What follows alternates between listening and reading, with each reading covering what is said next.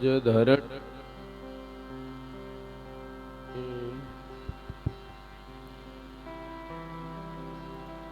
जय जय श्री कृष्ण चंद्र नंद के दुलारे।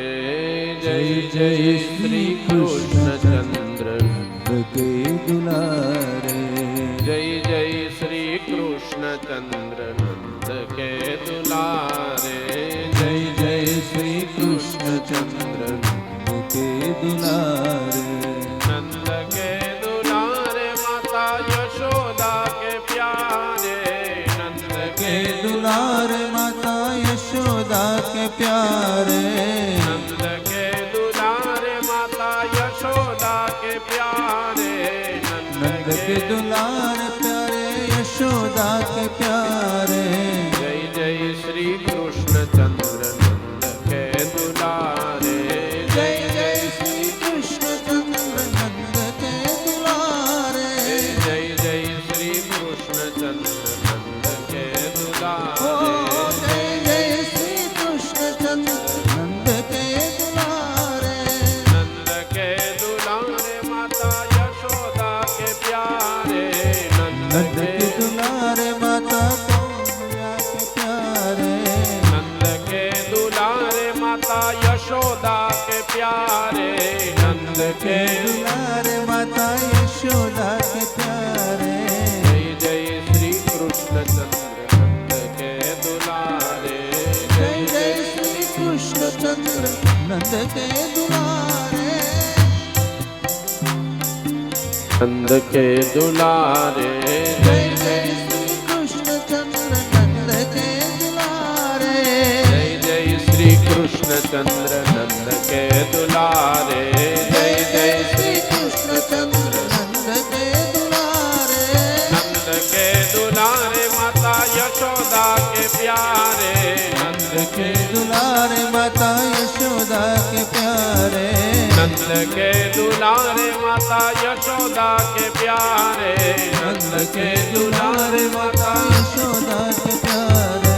जय जय श्री कृष्ण चंद्र नंद के दुलारे। जय जय श्री कृष्ण चंद्र नंद के दुलारे। जय जय श्री कृष्ण चंद्र नंद के दुलारे। जय जय श्री कृष्ण चंद्र नंद के दुलारे। जय जय श्री कृष्ण चंद्र नंद के दुलारे। जय जय श्री कृष्ण चंद्र नंद के दुलारे।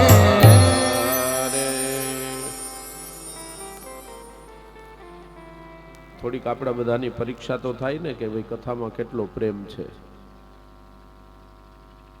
એટલે થોડો ટેકનિકલ લાઇટના પ્રોબ્લેમના કારણે આપણે 10 મિનિટ સુધી એ રાહ જોવી પડી. આવો ફરીથી આપણે બધા કથા યાત્રાની અંદર જોડાઈએ. નૈમિષારણ્યની અંદર શૌનકાદિ ઋષિઓએ સુતપુરાણિક ઋષિને પ્રશ્ન પૂછ્યો કે મનુષ્યનું શ્રેય સાધન શેમાં છે. આપણે ચર્ચા કરતા હતા આહાર નિદ્રા ભય મૈથુનંચ સામાન્ય એતત્ પશુભીર નરાણામ. આ બધી વસ્તુ તો સામાન્ય છે. આહાર, નિદ્રા, ભય, મૈથુન આ બધા પ્રાણીઓની અંદર સમાન છે. પણ આપણે આ બધુંય કરીએ પણ મુખ્ય મુદ્દો ચૂકી જઈએ છીએ. જે ભગવાનનું ભજન થવું જોઈએ, ભગવાનની ભક્તિ કરવી જોઈએ, ધર્મ બજાવવો જોઈએ, તો એ મુખ્ય હેતુ સિદ્ધ નથી થતો, મુદ્દો ચૂકાઈ જાય છે. એક વખત એક શેઠજીએ પોતાના નોકરને 10,000 રૂપિયા આપ્યા અને કીધું કે તું શહેરની અંદર જા અને આ 10,000 રૂપિયામાંથી એક જાતવાન ઘોડો લઈ આવ. ઘોડો લઈ પછી એની ઉપર બેસવા માટે પલાણ લઈ આવજે, એને બાંધવા માટે રેશમની દોરી લઈ આવજે અને પગના પેગડા લઈ આવજે. એટલે પેલો જે નોકર હતો ને એને 10,000 રૂપિયામાંથી સૌથી પહેલા પલાણ લીધું, દોરી લીધી, પેગડા લીધા, અને આ બધુંય લેવામાં રહ્યો ને એમાં 7,000 રૂપિયા ખર્ચાઈ ગયા અને માત્ર 3,000 વૈધા. હવે એમાંથી એ ઘોડો લેવા ગયો એટલે ઘોડાવાળાએ કીધું કે ભાઈ 3,000 માં જાતવાન ઘોડો ન આવે. એટલે નોકર પાછો શેઠ પાસે આવ્યો. એટલે શેઠે પૂછ્યું કે લઈ આવ્યો? તો કે હા. બધું લઈ આવ્યો? તો કે શેઠ પલાણ આવ્યું, દોરી આવી, પેગડા આવ્યા, પણ ઘોડો ન આવ્યો. એટલે શેઠે કીધું તો મારે આ પલાણ તારા માથા ઉપર રાખવું, આ પેગડા કેના પગમાં પહેરાવવા, આ દોરી કોના ગળામાં બાંધવી? એટલે શેઠે કીધું કે મુદ્દો ચૂકાઈ ગયો. બાકી બીજું બધુંય કરીએ છીએ આપણે, પણ મુખ્ય હેતુ એ માનવ જન્મની સફળતા, એ માનવ તરીકેનો ધર્મ આપણે ચૂકી જઈએ છીએ. માનવનો ધર્મ છે આત્માનું દર્શન કરી લેવું, આત્માનો સાક્ષાત્કાર કરી લેવો. એટલા માટે પહેલા પ્રશ્ન પૂછ્યો અને પછી બીજા પ્રશ્નની અંદર પૂછ્યું છે કે દરેક શાસ્ત્રનો સાર શું? આજકાલ કલિયુગનો માણસ છે ને, એની પાસે સંપત્તિ બહુ જાજી છે પણ સમયનો અભાવ છે.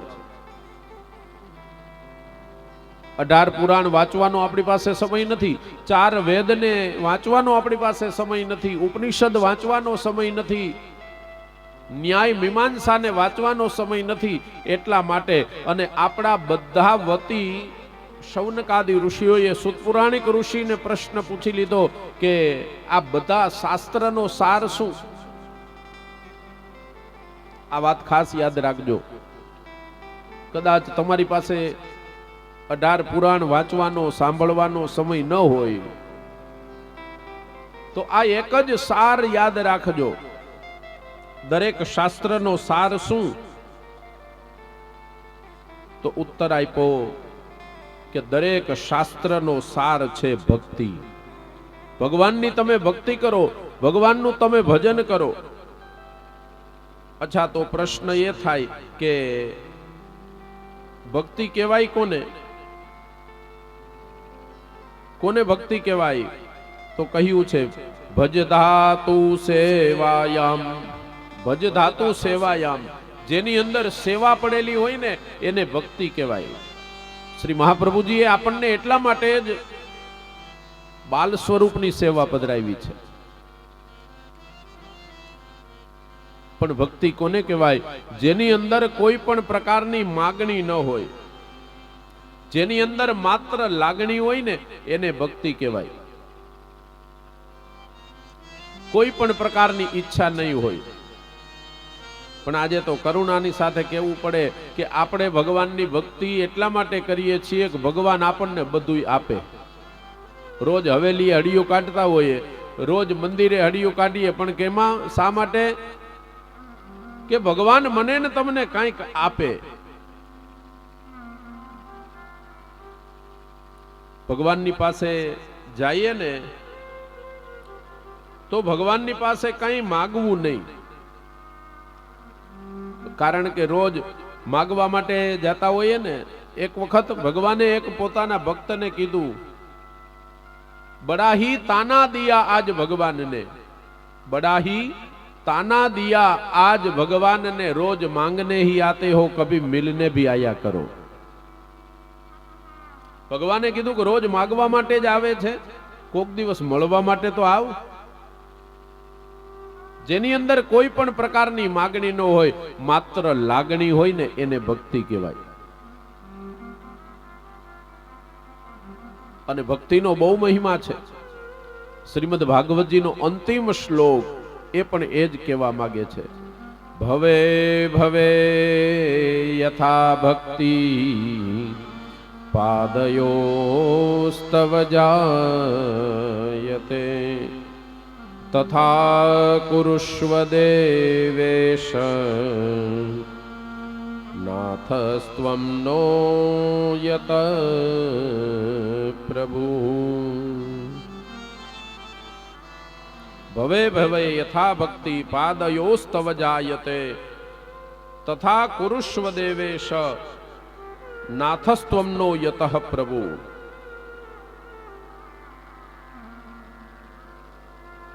પ્રભુ મને તમારા ચરણા રવિંદની ભક્તિ આપજો.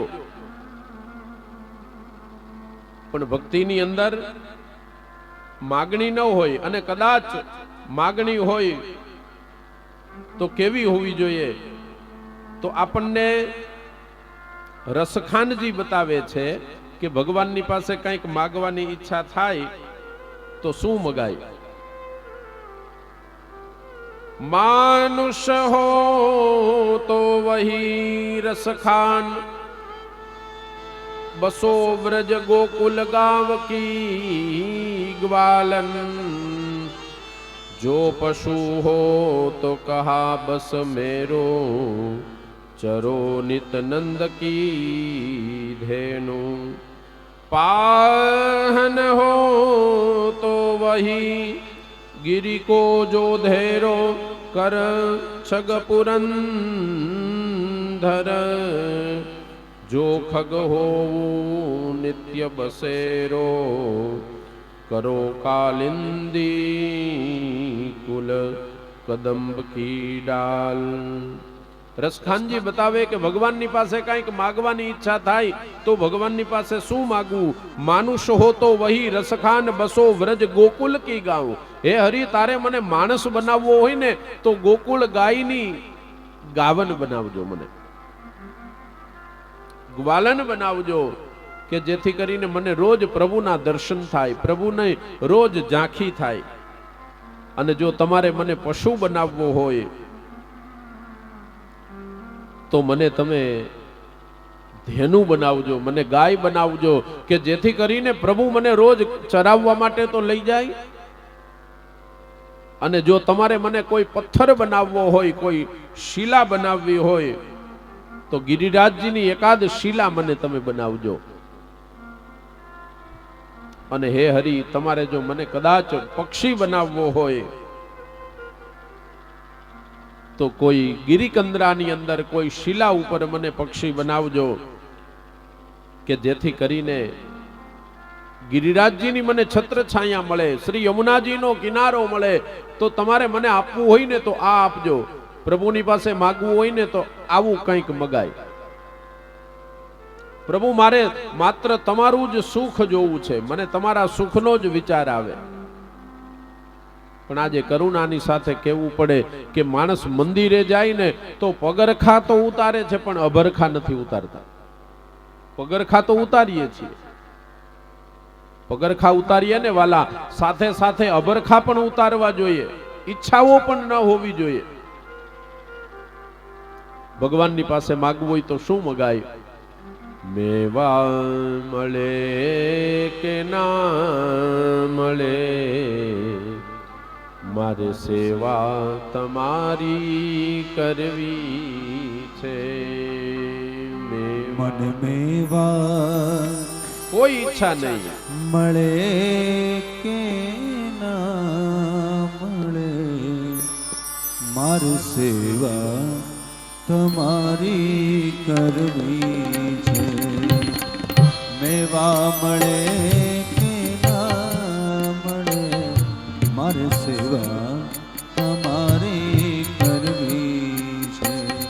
મને મુક્તિ, હે મુક્તિ મળે કે ના મળે, મારી ભક્તિ તમારી કરવી છે. મુક્તિ મળે કે ના મળે, મારી ભક્તિ તમારી કરવી.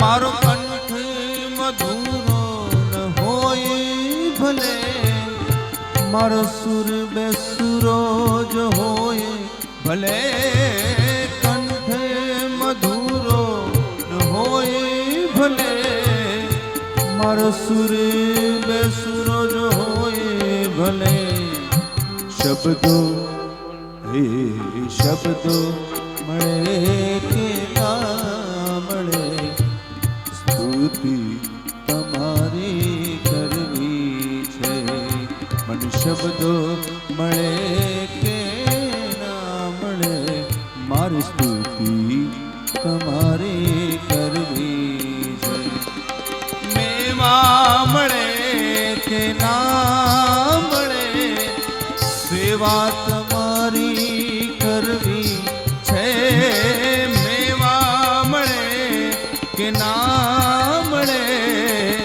સેવા તમારી કરવી છે, મુક્તિ મળે કે ના મળે, મારે ભક્તિ તમારી કરવી છે, મુક્તિ મળે કે ના મળે, મારે ભક્તિ તમારી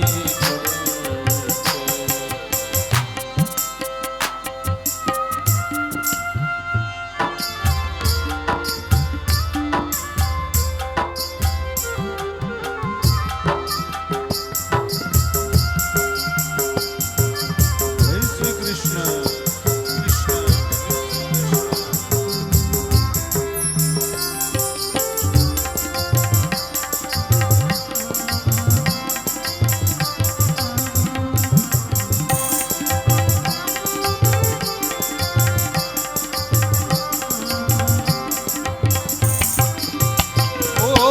પંથ તમારો છોડું નહીં, દૂર દૂર ક્યાંય દોડું નહીં, પંથ તમારો છોડું નહીં, દૂર દૂર દોડું નહીં, મન ભક્તિ પુણ્ય મળે કે ના મળે, પુણ્ય મળે કે ના મળે, મારી પૂજા તમારી કરવી છે, મુક્તિ મળે કે ના મળે, ભક્તિ તમારી કરવી છે, મુક્તિ મળે ના મળે, ભક્તિ તમારી કરવી છે, મેવા મળે કે ના મળે, મારી સેવા તમારી કરવી છે, મેવા મળે કે ના મળે, મારી સેવા તમારી કરવી, મારી સેવા તમારી કરવી છે, મારી સેવા તમારી કરવી છે, મારી ભક્તિ તમારી કરવી છે. ભક્તિ એટલે જેની અંદર માત્ર લાગણી હોય, માગણી ન હોય, એવી ભક્તિ દરેક શાસ્ત્રનો સાર છે. ભક્તિની અંદર ભગવાનનું જ સુખ જોવામાં આવતું હોય એને જ ભક્તિ કહેવાય છે. અને ત્રીજો પ્રશ્ન પૂછ્યો કે વસુદેવ અને દેવકીથી ભગવાનનો જન્મ શા માટે થયો, ભગવાનને શા માટે આવવું પડ્યું? તો મહાભારતની અંદર એવું કહ્યું છે કે જ્યારે જ્યારે આ પૃથ્વી ઉપર અસુરોનો હાહાકાર વધી જાય, જ્યારે જ્યારે પાપીઓ વધી જાય, જ્યારે જ્યારે દુરાચારીઓ વધી જાય, ત્યારે ત્યારે ભગવાન પ્રગટ થાય છે. યદા યદા હિ ધર્મસ્ય ગ્લાનિર્ભવતિ ભારત અભ્યુત્થાનમ ધર્મસ્ય તદાત્માનં સૃજામ્યહમ પરિત્રાણાય સાધૂનાં વિનાશાય વિનાશાય ચ દુષ્કૃતા ધર્મ સંસ્થાપનાર્થાય સંભવામિ યુગે યુગે. જ્યારે જ્યારે આ પૃથ્વી ઉપર અસુરોનો હાહાકાર વધી જાય, ઉપદ્રવ વધી જાય, ત્યારે ત્યારે ભગવાન પ્રગટ થાય છે. તો આપણને પ્રશ્ન થાય કે ભાઈ શું રાવણને, દુર્યોધનને, શિશુપાલને, કંસને મારવા માટે ભગવાનને આવવું પડે? તો ભગવાન મોટા કે ઓલા અસુરો મોટા? પ્રશ્ન થાય ને કે ભાઈ એને મારવા માટે ભગવાનને આવવું પડે તો ઓલા મોટા કહેવાય ને. જેના ભૃકૃતિ વિલાસ માત્રથી આ સૃષ્ટિનો પ્રલય થઈ જતો હોય તો શું એ રાવણને, દુર્યોધનને, દુશાસનને મારવા માટે એને આવવું પડે? અહીંયા ખાલી ભગવાનના બે નેણ ભેગા થાય ને, ભૃકૃતિ વિલાસ થાય ને, એટલે આ પૃથ્વીનો પ્રલય થઈ જાય. તો ભગવાનને આને મારવા આવવું પડે? ના, ભગવાન એને મારવા માટે નથી આવતા, પણ આ તો ભગવાન આવ્યા હોય ને એટલે મારતા જાય. ભગવાન પોતાના ભક્તોને કારણે પ્રગટ થાય છે.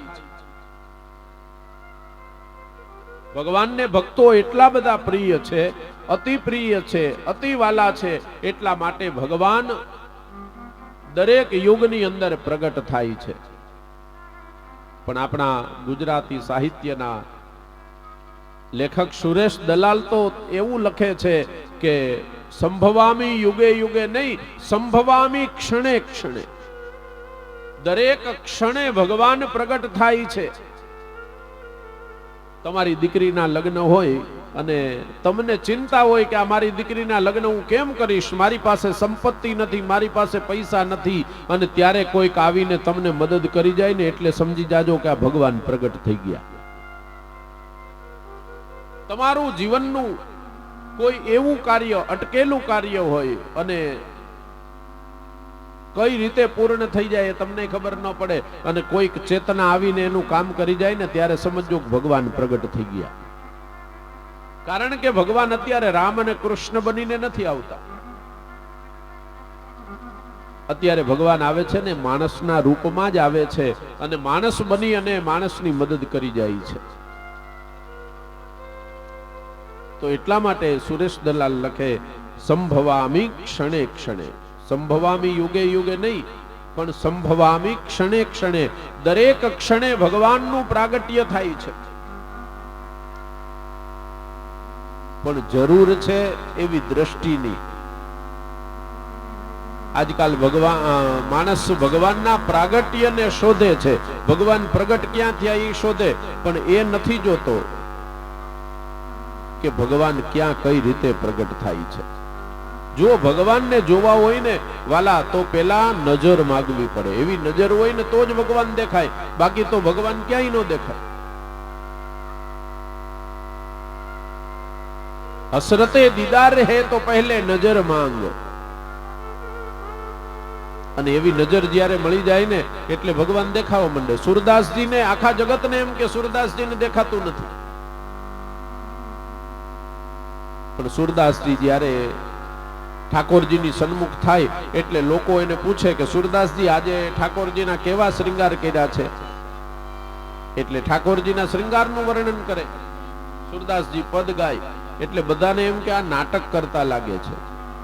એટલે એક દિવસ ઠાકોરજીને વસ્ત્ર જ ન ધરાવ્યા, શ્રૃંગાર ન ધર્યા, અને પછી સુરદાસજીને પૂછ્યું સુરદાસજી આજે ઠાકોરજીના વસ્ત્ર કેવા છે? એટલે સુરદાસજીએ કીધું કે આજ તો હરિ નંગમ નંગા. આજ હરિ તો નંગમ નંગા, આજે પ્રભુને વસ્ત્ર જ નથી ધરાવ્યા. તો સુરદાસજીની પાસે આ ચર્મ ચક્ષુ નહોતા, પણ સુરદાસજીની પાસે દિવ્ય ચક્ષુ હતા. ભગવાનને જોવા હોય ને તો આવા દિવ્ય ચક્ષુની નજર છે, જોઈએ. અને ભગવાન આ સંતો આપણને એક એવી નજર આપે કે આપણને ભગવાનના દર્શન થઈ જાય. પણ એ દ્રષ્ટિ કોણ આપે? મને ને તમને સદગુરુ જો મળી જાય તો એ દિવ્ય દ્રષ્ટિનું દાન કરે. અને સદગુરુ મળે એટલે એનું ફળ એ જ છે કે આપણને ભગવાન દેખાઈ જાય. સદગુરુનું કામ એ જ છે.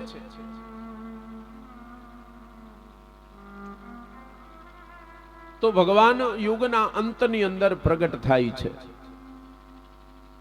એટલા માટે ત્રીજા પ્રશ્નનો ઉત્તર આપ્યો અને ચોથો પ્રશ્ન પૂછ્યો કે ભગવાનના અવતાર કેટલા? તો ભગવાનના 24 અવતાર છે. એ કથા બતાવી. પછી ભગવાનના કર્મ પૂછ્યા કે અત્યારે ભગવાનનું કર્મ શું? તો ભગવાનનું કર્મ છે સૃષ્ટિને ઉત્પન્ન કરવી, સૃષ્ટિનું પાલન કરવું અને સૃષ્ટિનો લય કરવો. આ ભગવાનનું કાર્ય છે. છઠ્ઠો પ્રશ્ન પૂછ્યો કે અત્યારે ધર્મ કોના શરણે છે? તો કહ્યું કે અત્યારે ધર્મ ભક્તિના શરણે છે. આમ શૌનકાદિ ઋષિઓએ પ્રશ્ન પૂછ્યા અને એ પ્રશ્નની અંદર પ્રશ્નમાં એક પ્રશ્ન પૂછ્યો કે ભાઈ આ ભાગવતની રચના કઈ રીતે થઈ? આ ભાગવતની રચના કોણે કરી અને શા માટે કરી?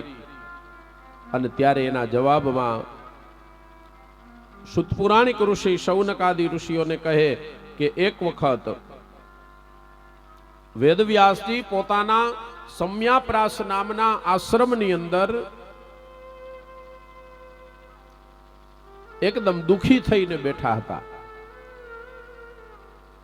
અને ત્યારે નારદજી ત્યાં આવ્યા. એટલે નારદજીએ વેદવ્યાસજીને પ્રશ્ન પૂછ્યો કે તમે આજે કેમ મોઢું લટકાવીને બેઠા છો?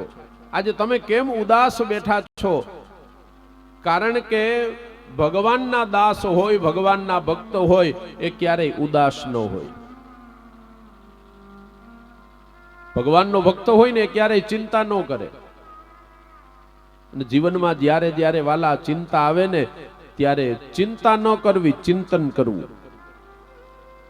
જીવનમાં દુઃખ પડે એટલે ચિંતા ન કરવી, પણ દુઃખ પડે ને એટલે ચિંતન કરવું કે આ દુઃખ આવ્યું કેમ.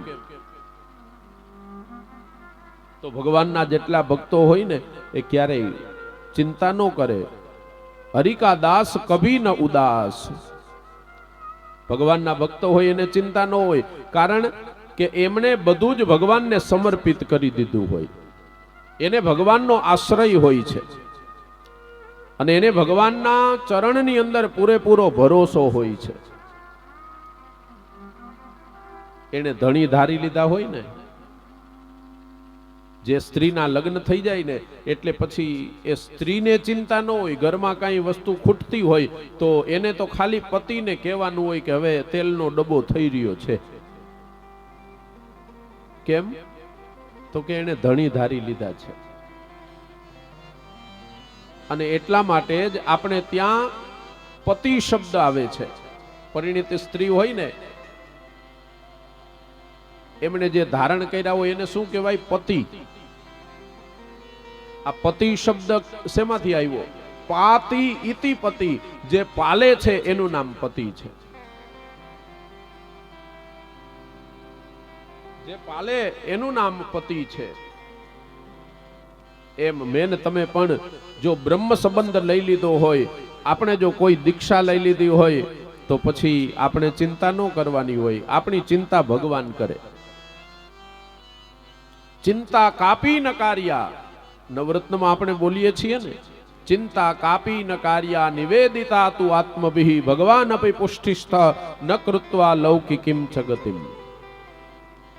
તમે જો આત્મ નિવેદન કરી લીધું હોય, તમે જો બ્રહ્મ સંબંધ લઈ લીધો છે તો પછી ચિંતા શું કામ કરો છો?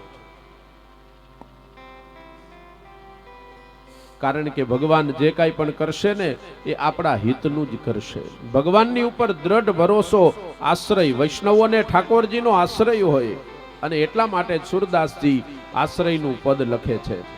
દ્રઢઈન ચરણ કેરો ભરોસો,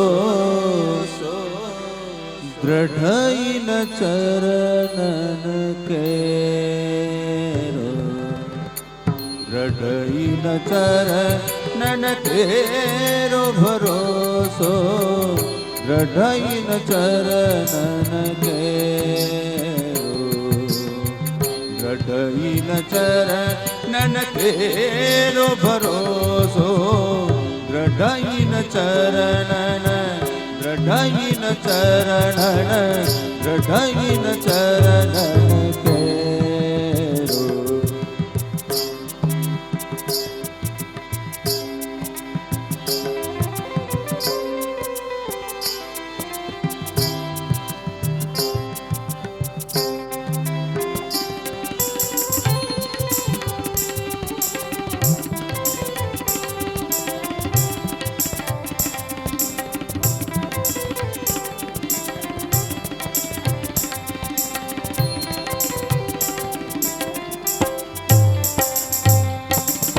साधन और नहीं अकली में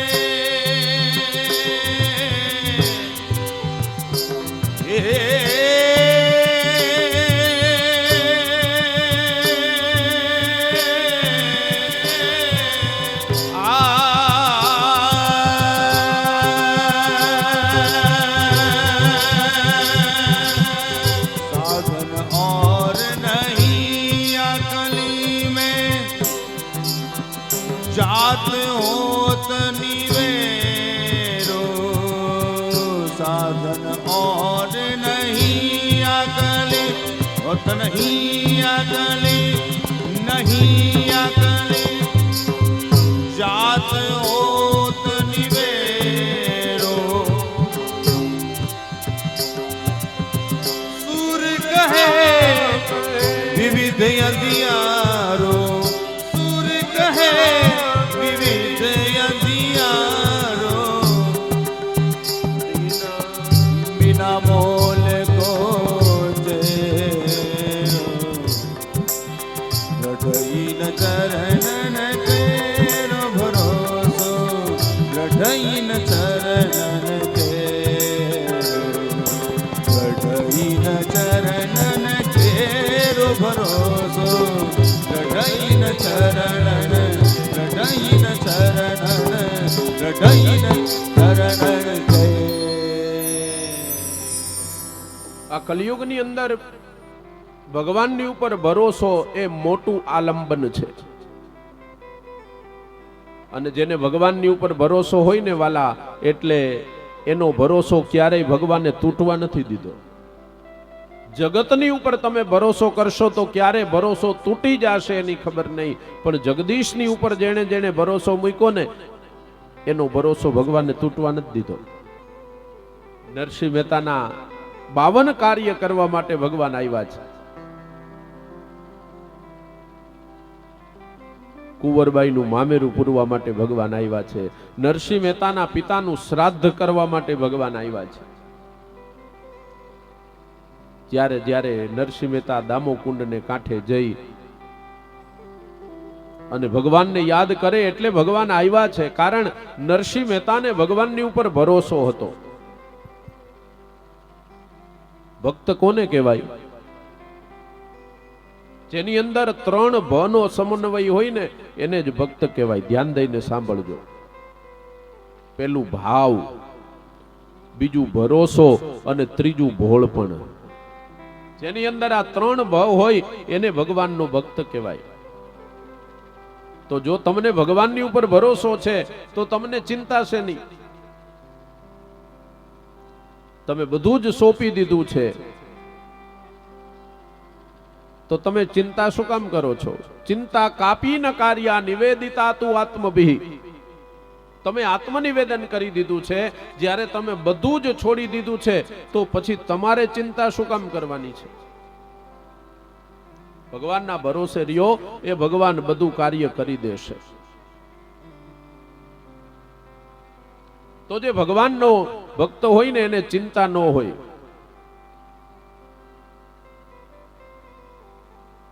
કારણ કે ફિકર કી ફાકી કરે તાકા નામ ફકીર.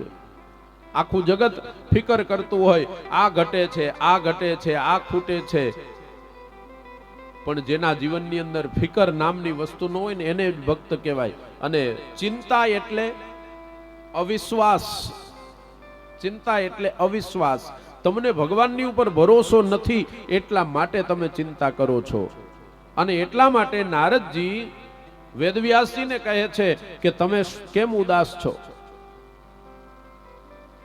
હરિકા દાસ કભી ન ઉદાસ. તમે શા માટે ચિંતા કરો છો? ત્યારે વેદવ્યાસજી કહે છે કે નારદજી, મેં 17 પુરાણોની રચના કરી, મેં વેદનો વિસ્તાર કર્યો, પણ હજી મારા મનને સંતોષ નથી. મને એમ થાય છે કે હજી કંઈક ખૂટે છે. ત્યારે નારદજીએ કહ્યું કે વેદવ્યાસજી, તમે 17 પુરાણો લખ્યા છે, પણ જે પુરાણની અંદર એક એક સ્કંદની અંદર, એક એક અધ્યાયની અંદર, એક એક વાક્યની અંદર, એક એક શબ્દની અંદર શ્રી કૃષ્ણનો પ્રેમ રસ છલકતો હોય ને એવા ગ્રંથની તમે રચના નથી કરી. આ ભગવાનની ભક્તિનો બહુ મહિમા છે. અને ત્યારે નારદજી વેદવ્યાસજીને પોતાના જન્મનો ઇતિહાસ કહે છે. વેદવ્યાસજી, હું પૂર્વ જન્મમાં દાસીનો પુત્ર હતો. મારી માતા એક દાસી હતી. એ ગામની અંદર શેઠને ત્યાં એ ગૃહ કાર્ય કરવા માટે જતી, અને એમાં એક દિવસ એ શેઠને ત્યાં સંતો ચાતુર્માસ ગાળવા માટે આવ્યા, અને સાથે સાથે હું પણ જતો. એટલે હું પણ સંતોની સેવા કરવા લાગ્યો. રોજ સંતો મને કઈ કામ ચીંધે કે હરિદાસ, તું યજ્ઞ માટે સમિધા લઈ આવ, હરિદાસ તું ઠાકોરજીને માટે આ સામગ્રી સિદ્ધ કરી દે, હરિદાસ તું પુષ્પ ચૂંટી લાવ. અને આમ રોજ સેવા કરવા લાગ્યો ને એટલે સંતોએ પોતાનો અવશિષ્ટ પ્રસાદ મને આપ્યો. જ્યારે સંતોની સેવા કરીએ ને પછી જે સંત રાજી થાય ને જે પ્રસાદ આપે ત્યારે સમજી લેવાનું કે હવે જીવન બની જશે.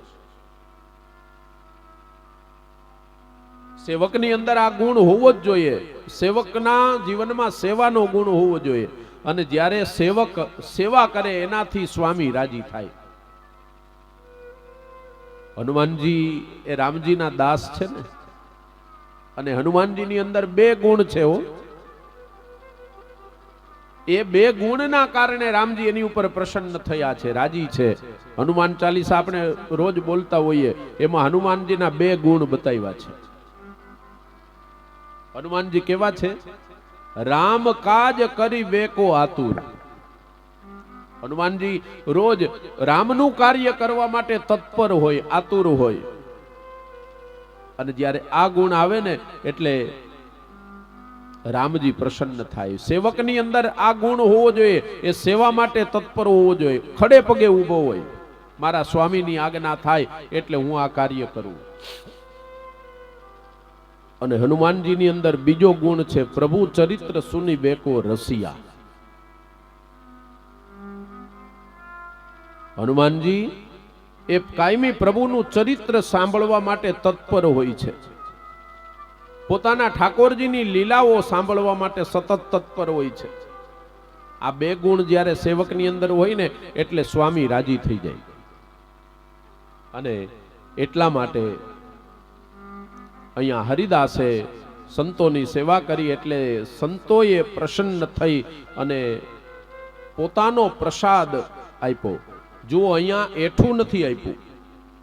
એઠું ખાવાની તો શાસ્ત્રમાં મનાઈ છે, પણ જ્યારે સ્વામી પોતાના કોઈ સેવક ઉપર પ્રસન્ન થાય અને એ જ્યારે ભોજન લેવા માટે બેસે ત્યારે એક ભોજનનો 1 ગ્રાસ બહાર મૂકે અને 1 ગ્રાસ પોતાના સેવકને આપે. આ પ્રસાદ જમીએ ને એટલે બુદ્ધિ સુધરી જાય. આજકાલ આપણું બધાનું મન બગડ્યું છે ને, એનું એક જ કારણ છે કે આપણું અન્ન બગડ્યું છે. જેનું અન્ન બગડે ને એનું મન બગડે. પ્રભુનો પ્રસાદ મળે એટલે જીવન બની જાય. અહીંયા હરિદાસ કહે છે કે મને સંતોનો પ્રસાદ મળ્યો, અને એ પ્રસાદ મળ્યો અને એ પ્રસાદની અસર એવી થઈ કે હવે મારું મન પ્રભુની સેવામાં લાગવા લાગ્યું.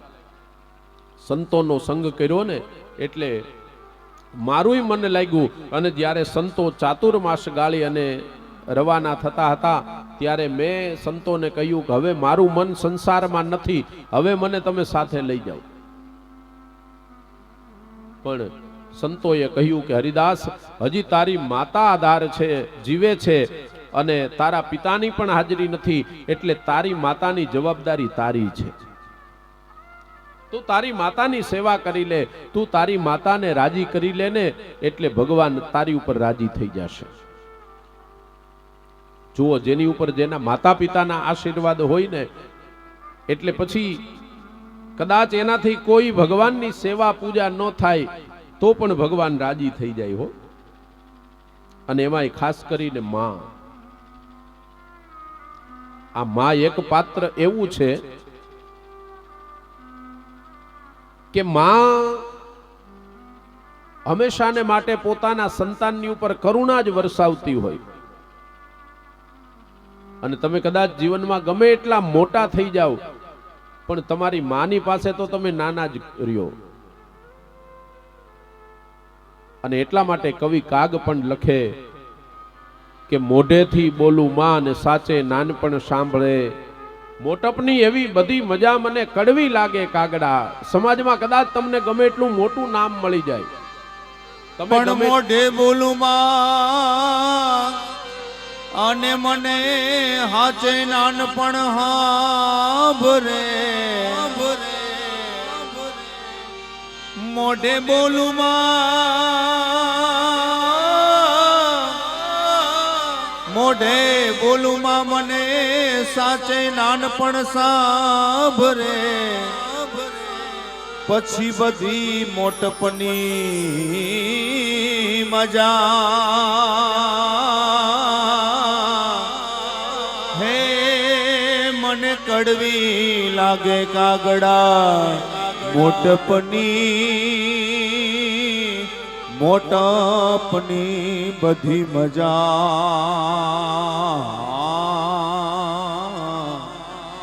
હરે રે મને કડવી લાગે કાગડા. તમે ખાલી માં શબ્દ બોલો ને એટલે આખું મોઢું ભરાઈ જાય. એ માં માંથી પછી હવે ધીમે ધીમે મમ્મી થઈ ગયા, મધર થઈ ગયા, પણ એમાં એ આનંદ ન આવે. માં શબ્દ બોલો ને ત્યાં આખું મોઢું ભરાઈ જાય, કારણ કે માનો પ્રેમ જ એવો છે વાલા. તમને માં જેવો બીજો કોઈ પ્રેમ ન આપી શકે. નિર્વ્યાજ પ્રેમ કરવા વાળું જો કોઈ પાત્ર હોય ને તો એ છે તમારી માં. અમને તમને જોયા વગર જે પ્રેમ કરનારું પાત્ર હોય ને તો એ આ જગતમાં એક જ છે ને, એ છે તમારી માં. આપણે જ્યારે જન્મમાં ન હોય ને ત્યારથી આપણને પ્રેમ કરે. આપણે આવવાના હોય ને એની તૈયારી પહેલાથી ચાલુ થઈ ગઈ હોય. ગરમ ઊનના સ્વેટર ગૂંથતા હોય ને રૂમાલ ગૂંથતા હોય ને માતાઓ તમારા કપડા પહેલાથી બનાવી રાખે, આ વગર જોઈએ. અને કદાચ આ સંસારનો સૌથી કાળામાં કાળો માણસ હોય, ધ્યાન દેના, કાળામાં કાળો માણસ હોય, લૂલો હોય, લંગડો હોય, બેરો હોય, આંધળો હોય, આ જગત તમને પ્રેમ કરે કે ન કરે વાલા એની કોઈ ગેરંટી નથી, પણ તમારી માં તમને પ્રેમ કરશે. તમે જગતના ખરાબમાં ખરાબ માણસ હોય, આ જગતના કુબડામાં કુબડો માણસ હોય, એને જગત પ્રેમ કરે કે ન કરે નક્કી નહીં, પણ તમારી માં તો તમને પ્રેમ કરે જ હો. એવું પ્રેમ કરનારું પાત્ર એટલે માં.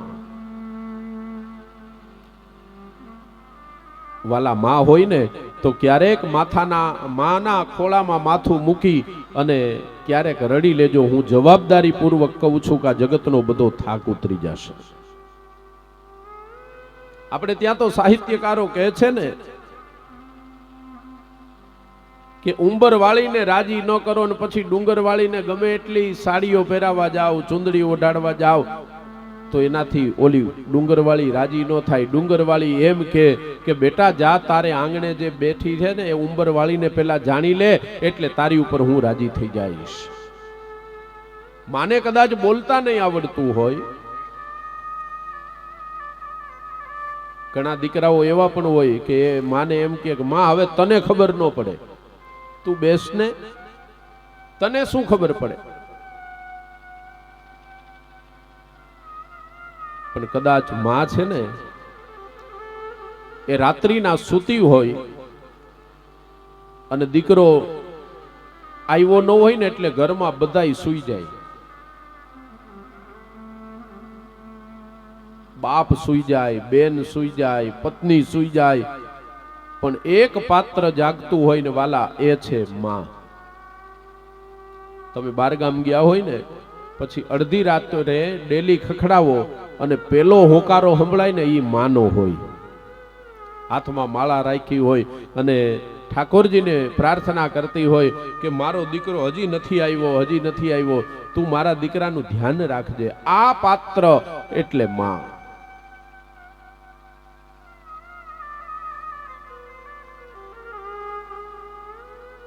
અને ભગવાનને પણ માં કેટલી વાલી હશે. કવિ કાગ લખે છે કે ભગવાનને પણ માં કેટલી વાલી હશે. દશરથને પેલા મોકલી દીધા, પણ જુઓ કૌશલ્યા, સુમિત્રા, કઈ એકને મોકલા નથી. દશરથને પેલા મોકલી દીધા. એનો અર્થ એ છે કે માં એક એવું પાત્ર છે કે જેનું સ્થાન ક્યારેય કોઈ ન લઈ શકે. અને એટલા માટે અહીંયા સંતો કહે છે કે હરિદાસ, તારી માતાની તારી જવાબદારી છે, એટલે તું એનો નિભાવ કર, એની સેવા કર. અને સંતો મંત્ર આપી અને સંતો નીકળી ગયા. અને આ બાજુ હવે હરિદાસને ભગવાનની અંદર પ્રેમ થઈ ગયો. અને એક વખત હરિદાસની માતા એ ગૌશાળાની અંદર ગાય દોવા માટે જાય, એક સર્પની ઉપર પગ આવ્યો, સર્પએ દંશ દીધો.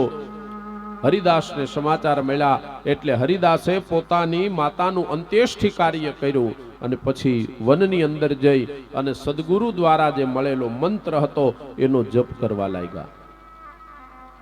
એ મંત્ર જપ કરવા લાગ્યા અને ભગવાન એની ઉપર પ્રસન્ન થયા. એટલે ભગવાને એમને એક દેવદત્તા નામની વીણા આપી. એ દેવદત્તા વીણા આપી અને હરિદાસે કહ્યું કે પ્રભુ, મારે તમારા ગુણાનુવાદ ગાવા છે, મને તમારી ભક્તિનું દાન કરો. એટલે ભગવાને કહ્યું કે કલ્પ પછી તમે બ્રહ્માજીને ત્યાં માનસ પુત્ર તરીકે પ્રગટ થશો અને ત્યારે તમે આ દેવદત્તા નામની વીણા વગાડજો અને તમે મારા ગુણાનુવાદ હંમેશા ગાજો. એટલા માટે હરિદાસ કહે છે કે મને આ દેવદત્તા નામની વીણા આપી છે. દેવદત્તામિમામ વીણામ સ્વર બ્રહ્મ વિભૂષિતામ મૂર્છયિત્વા હરિકથામ ગાયમાનશ્ચરામ્યહમ. આ દેવદત્તા નામની વીણા હરિદાસજી કહે છે કે હું વગાડું છું ને બધે ભગવાનના ગુણાનુવાદ ગાઉં છું. વીણામાં કેટલા સ્વર હોય?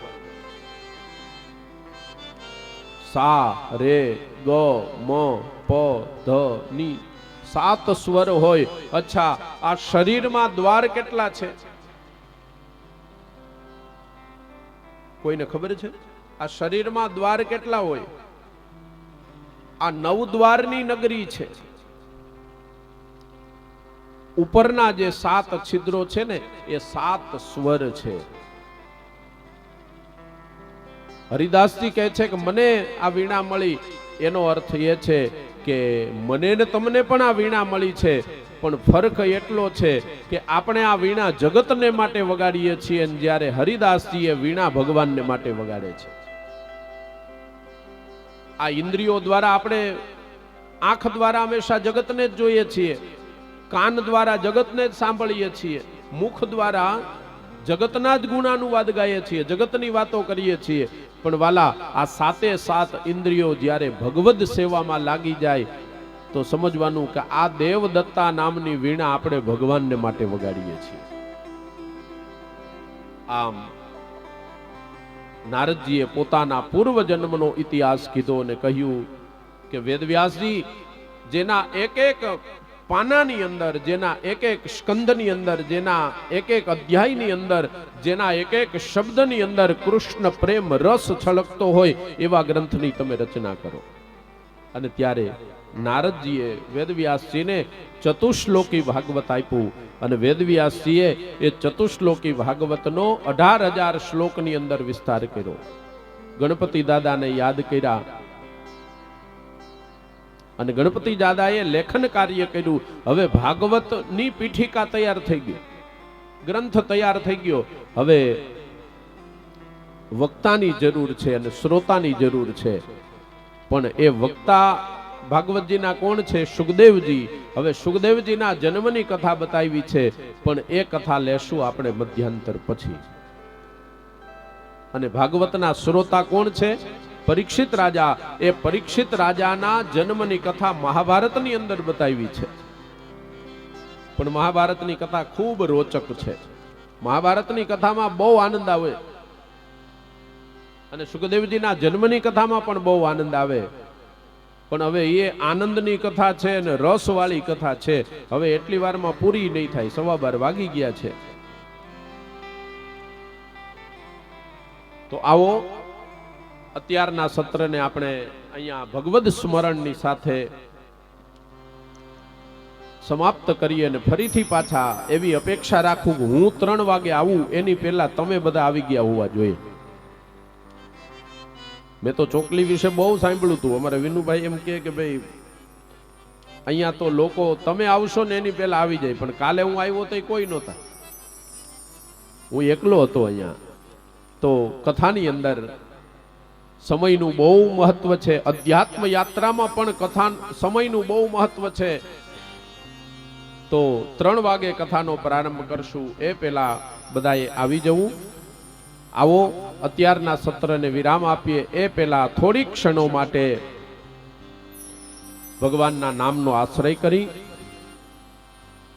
ગિરધારી ગિરધારી ગાઈએ રે ભજો રાધે ગોપાલ કૃષ્ણ ગાઈએ રે. गिरधारी गिरधर गाइए रे भजो राम कृष्ण गोपाल गाइए रे. गिरधारी गिरधारी गाइए रे भजो राधे गोपाल कृष्ण गाइए रे. गिरधारी गिरधारी गाइए रे भजो राधे कृष्ण गोपाल गाइए रे. गिरधारी गिरधारी गिरधारी गिरधारी गिरधारी गिरधारी गिरधारी गिरधारी भजो मुकुंद माधव गिरधारी. भजो मुकुंद माधव गिरधारी. भजो मुकुंद माधव गिरधारी. भजो मुकुंद माधव गिरधारी. मुरारी मुरारी मुरारी मुरारी मुरारी मुरारी मुरारी मुरारी. भजो मुकुंद माधव मुरारी. भजो मुकुंद माधव मुरारी. भजो मुकुंद माधव मुरारी. भजो मुकुंद माधव मुरारी. गिरधारी गिरधारी गिरधारी गिरधारी गिरधारी गिरधारी गिरधारी गिरधारी. भजो मुकुंद माधव गिरधारी. भजो मुकुंद माधव गिरधारी. ભજો મુકુંદ માધવ ગિરધારી ભજો મુકુંદ માધવ ગિરધારી શ્રી ગિરિરાજ ધરણ કી શ્યામ સુંદર શ્રી યમુને મહારાણી કી શ્રી વલ્લભાધીશ કી શ્રી ગુસાયજી પરમ દયાલ કી શ્રી સદગુરુદેવ કી જય જય શ્રી રાધે જય શ્રી રાધે જય જય શ્રી રાધે જય શ્રી રાધે જય જય શ્રી રાધે જય જય શ્રી રાધે શ્રી વૃંદાવન બિહારી લાલ કી જય સૌને જય દ્વારકાધીશ, જય શ્રી કૃષ્ણ.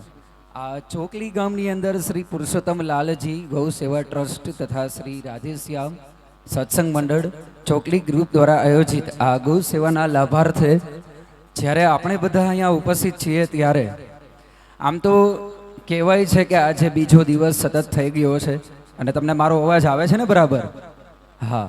અને સૌથી પહેલાં આપણે પ્રણામ કરીએ શાસ્ત્રીજીને કે આટલી મધુર વાણીથી એવો આપને સંભળાવી રહ્યા છે. તો કહેવાય છે કે ગાયોના દાન તો ઘણી બધી જગ્યાએ દેવાય છે અને તમે સાંભળ્યું હશે કન્યા દાન પણ દેવાય છે. પણ એવું કહેવાય છે કે ગૌદાન એટલા માટે દેવાય છે કારણ કે તમે જ્યારે સવારે ગાયોને દો ને ત્યારે ગાયોના દૂધની એક ધારા વહે છે. હવે મને કહો તો ધારાનું ઊંધું કરીએ તો શું થાય? ધારાનું ઊંધું કરો તો શું થાય? રાધા. શું થાય છે? રાધા. તો કૃષ્ણને સૌથી વાલું કોણ છે? રાધા. તો જ્યારે તમે ગૌદાન કરો છો ત્યારે એટલું તમારું અંશે અંશે ગણાય છે કે સાક્ષાત અખિલ બ્રહ્માંડના નાયક એવા દ્વારિકાધીશ જેની 10 દિગ્પાલ રક્ષા કરે છે એવા 10 દિગ્પાલના પ્રિય છે ગાયો. જો તમે મારી પાછળ તમને દેખાય છે કે અહીંયા ગાયોનું ચિત્ર છે પણ એવું લાગે છે એકી ધારે આપણી સામે જોઈ રહ્યા છે. એટલે તો કહેવાય છે કે રાધાનો પ્રેમ એ શ્રી કૃષ્ણ અને કૃષ્ણનો પ્રેમ એ ગાય. તો તમારાથી બને એટલું આ દાનની અંદર આપણે જોડાવાનું છે કારણ કે પરિવારના જેટલા સભ્યો હોય ને એ એક એક રૂપિયો એટલે દેશી ભાષામાં કહેવાય એક એક કાવડિયાની ગણતરી થતી હોય.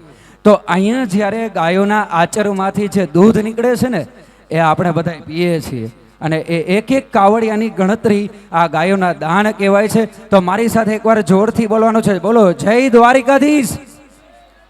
હા, આજે બીજો દિવસ છે. એક દિવસ હું ગેરહાજર હતો પણ આજે બીજા દિવસે કહેવાય છે દ્વારિકાના નાથની કૃપા હશે અને આપણે બધા પહોંચી ગયા છીએ. અહીંયા હું કંકોત્રી વાંચતો હતો ને ત્યારે મને એવું લાગ્યું જ્યારે પહેલી વાર આવ્યું ને ત્યારે વિનુભાઈના મેળો એટલે મને એવું થયું કે આજે તો દાનોની અહીંયા તો એટલું લાંબી લિસ્ટ છે કે દાન હું બોલી બોલીને થાકી જાઉં ને એટલું દાન આ ચોકલીની અંદર આવવું જોઈએ ને એમાંય આપણે બધા નસીબદાર એટલે કહેવાય કે આ ગિરનારની ગોદમાં છીએ આપણે બધા છીએ ને ગિરનારની ગોદમાં. એમાંય ગ આવે, ગાયોમાંય ગ આવે. એટલે જેટલું જોડાય ને એટલું આપણે બધા આ દાનની અંદર જોડાવાનું છે અને એકબીજાને આપણે પ્રચાર નથી કરવાનો. જોજો હું શું કહું છું સાંભળજો. આપણે દાન માટે પ્રચાર નથી કરવાનો. તમારે કહેવાનું છે કે ગાયોની સેવામાં જવાનું છે. સમજાય છે ને? શેમાં જવાનું છે? ગાયોની સેવામાં. તો જેટલી સેવાઓ તમે અહીંયા અર્પણ કરશો એ તમારું દાન છે અને તમારા માટે જ છે. અને ચોકલી ગામની અંદર આટલું વ્યવસ્થિત કહેવાય ને વ્યવસ્થા કરવી એ આપણે માટે લકી કહેવાય. આપણે બધા નસીબદાર કહેવાય કે ગાયોના દાનની અંદર ક્યાંક ને ક્યાંક આપણે બધા આવી ગયા છે. અને ખાસ કરીને મારે જણાવવાનું એ છે કે અત્યારે સિઝન એવી ચાલે છે કે આ શિયાળાની શુભ સવાર ખેડૂતો બધા કામમાં હશે, બહેનો તો બધા પહોંચી જાય છે પણ તમારા ઈને પણ કહેવાનું છે કે થોડો ટાઈમ કાઢીને આવે. હે